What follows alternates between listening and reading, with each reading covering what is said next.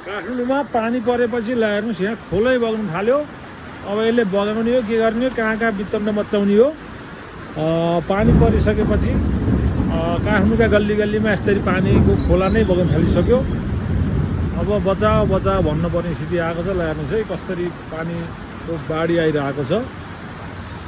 यहीँ हामीहरूको पसल छ, यहीँ पसल छ। अब यहीँबाट खोलो बगिरहेको छ।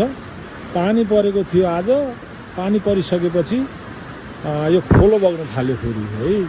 आकाशतिरबाट पनि दुःख, जमिनबाट पनि दुःख दिएको छ। त्यो प्रकृतिको नियम पनि कस्तो छ हेर्नु होला।